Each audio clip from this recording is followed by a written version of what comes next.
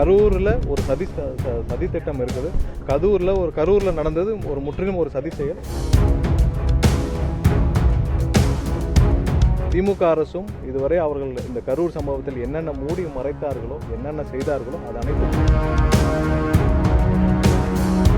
நயினார் நாகேந்திரன் இந்த மாதிரி வெறுவாயில் பேசிட்டு இருக்கிறத கொஞ்ச நாள் குறைக்கணும். என்ன இது வந்து பகல் கொள்ளை, நேரடியாக ஏமாற்றும் வேலை. இப்போயும் டேட் சொல்லலை. இவங்க அடுத்து என்ன சொல்லுவாங்க, நாங்கள் 2027, 28ன்னு சொல்லி ஏதோ ஒரு தேதியை முடிச்சு போட்டுருவாங்க. இவர்கள் அதாவது இன்னைக்கு இருக்கிற சங்கங்கள் எல்லாமே ஒரு காம்ப்ரமைஸ் சங்கமா இருக்கிற சங்கங்கள் இன்னைக்கு இருக்கிற அரசு ஊழியர் சங்கங்கள் எல்லாம் விலைக்கு வாங்கப்பட்டு விட்டது. அந்த சங்கங்கள் எல்லாம் என்னன்னே தெரியாம இவர்கள் கீழே இருக்கிற அரசு ஊழியர்களை ஏமாற்றி வருகிறார்கள். பழைய ஓய்வூதிய திட்டத்தை நிறைவேற்றேன்னு சொன்னவர்கள் ஏன் பழைய ஓய்வூதிய திட்டத்தை நிறைவேற்றாமல் இந்த 10% கான்ட்ரிபியூஷனை எம்ப்ளாயிஸ் பிடிக்கிறேன்னு சொல்றது கடந்த 20 வருடமா பிடிச்சிருக்காங்க. அதை என்ன பண்ண போறீங்க? அதை நீங்க கொடுத்துதானே ஆகணும். 20 வருடமாக நீங்கள் பிடித்த அந்த 10% கான்ட்ரிபியூஷன் என்ன பண்ண போறீங்க? இதுவரைக்கும் எந்த தெளிவுகளும் எதுவுமே இல்லை, தேதியும் இல்லை. இது தேர்தலை ஒட்டி, ஏன்னா கடுமையாக இந்த 6ஆம் தேதிக்கு அப்புறம் அவர்களுடைய அறிவிச்சிருந்த போராட்டத்திற்கு வேற வழியே இல்லாமல் அவர்கள் ஒரு மாய வலையில் அரசு ஊழியர்களை ஏமாற்றி உள்ளார்னு தான் சொல்லணும். இதுல எந்த தெளிவுகளும் இல்லை, எந்த தேதியும் இல்லை. இதே மாதிரி தான் எல்லாருக்குமே, எல்லா வகையிலும் எல்லாருக்குமே. அவங்க சொல்றப்ப 5000 ரூபாய் பொங்கல் பரிசு தரேன்னு சொன்னாங்க. அவர்கள் எதிர்க்கட்சியாக இருக்கும் பொழுது 5000 ரூபாய் தருவேன்னு சொன்னவங்க கடந்த 4 வருடம் எதையும் தராமல் இப்ப 3000 ரூபாய் தருவேன்னு சொல்றது ஏமாற்று வேலை.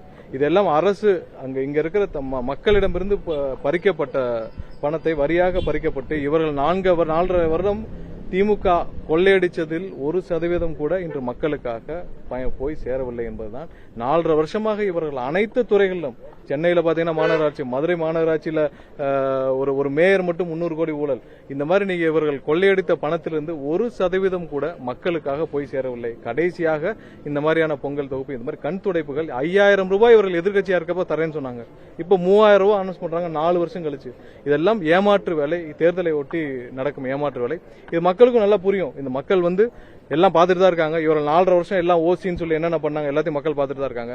வர்ற தேர்தலில் 26ல் என்ன செய்யணும், மக்கள் கரெக்டா நிதானமாக அரசு ஊழியர்லேருந்து எல்லாமே எப்படி செய்யணுமோ அதை செய்வாங்க. ஏன்னா எல்லாம் இந்த 4.5 வருடம் அரசு ஊழியர்களுக்கு இவர்கள் ஏமாற்றிய அளவுக்கு யாருமே ஏமாற்றவில்லை. இப்பயும் தெளிவில்லை.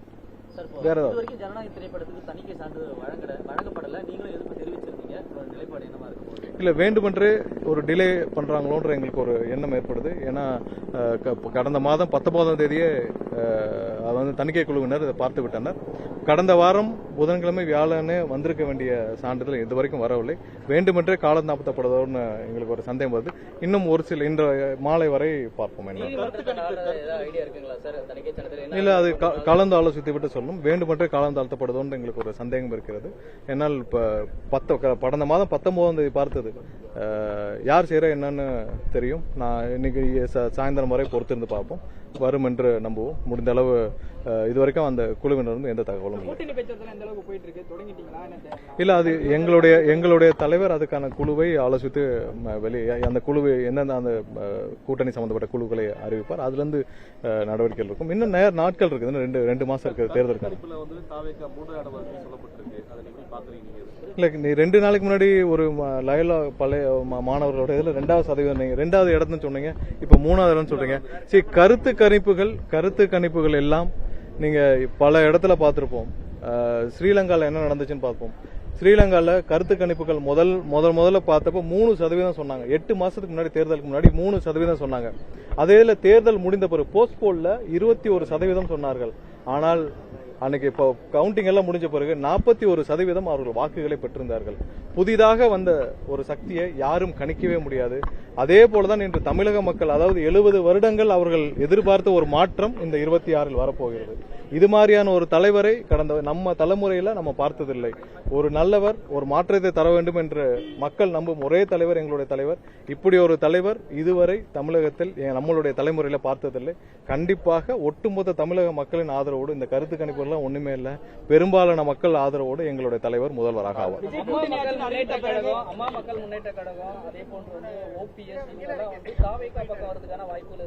இல்ல, அது எங்களுடைய இல்ல நிறைய இல்ல ஒருங்கிணைப்பாளருமே அதை நம்பிக்கை தெரிவிக்கிறாரு. இல்ல இது எங்களுடைய தலைவர் எடுக்க வேண்டிய முடிவுகள்.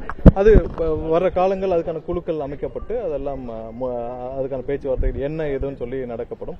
இதுவரை அந்த மாதிரி அதாவது ஒரு ஒரு முடிவுகள் சொல்லக்கூடிய அளவிற்கு எதுவும் இல்லை. அது எங்க தலைவர் தான் கூட்டணி சம்பந்தப்பட்டவர். விரைவில் கொடுக்கப்படும். நாம இந்த பொங்கலுக்கு முடிந்த பிறகு விரைவில் அதுக்கான தேதிகள் எங்களுடைய பொதுச்செயலர் வாயிலாக அறிவிக்கப்படும். இல்ல அதுக்கு முன்னாடி நம்மளுடைய தலைவருடைய மக்கள் சந்திப்புகள் இருக்கும். தேர்தல் பிரச்சாரம் தேதிகள் அறிவிச்ச பிறகுதான் அதோடைய பிரச்சார பயண திட்டம் அதுக்காக ஏன்னா எத்தனை நாட்கள் இருக்குதோ தேர்தலுக்கு அவங்களுடைய இதுல இருந்து அனௌன்ஸ்மெண்ட்ல இருந்து எத்தனை நாட்கள் இருக்குதோ அதுல இருந்தா நம்ம தேர்தல் பயணங்கள் நம்ம முடிவு செய்ய வேண்டியிருக்கும். அதுல இருந்து பயணங்கள் முடிவு செய்யப்படும். நயினார் நாகேந்திரன் நேற்றைய தினம் பேசும்பொழுது பரப்புரையில இறுதிநாள் பேசும்பொழுது கரூர்ல 41 பேர் இறந்தது டைரக்டா திமுக சார்ஜ் பண்றாரு. அதாவது செந்தில் பாலாஜி அவர்களை சார்ஜ் பண்றாரு.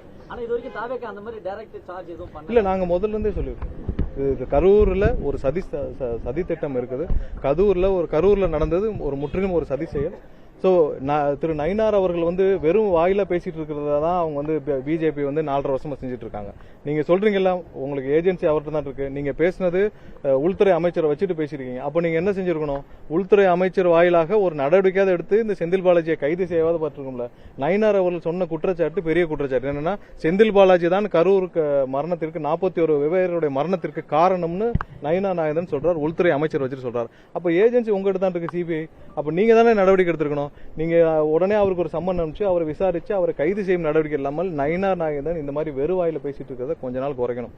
அவர்கள் நடவடிக்கையே எடுக்கணும். அதை விட்டுட்டு சும்மா நாங்க இது மாதிரி ஏஜென்சி எல்லாம் கையில வச்சுட்டு நீங்க இதுவரைக்கும் என்ன நடவடிக்கைகள் இவ்வளவு ஊழல் குற்றச்சாட்டு சொல்லியிருக்கிறார் திமுக அமைச்சர்கள் மீது. இதுவரை ஒரு ஊழல் குற்றச்சாட்டுகளையாவது அவர்களாவது கொண்டு போய் என்ன நடவடிக்கையோ இல்ல தண்டனையாவது பெற்றுத்தருக்க முடிஞ்சுதான். அந்த வேலையை அவர் செய்யணும். அதை விட்டுட்டு அவர் சும்மா பேசுறதை விட்டுட்டு இதை செய்யணும். திமுக அரசும் இதுவரை அவர்கள் இந்த கரூர் சம்பவத்தில் என்னென்ன மூடி மறைத்தார்களோ என்னென்ன செய்தார்களோ அது அனைத்தும் வெளிவர வேண்டும் என்பதுதான் எங்களுடைய எண்ணமும். நன்றி.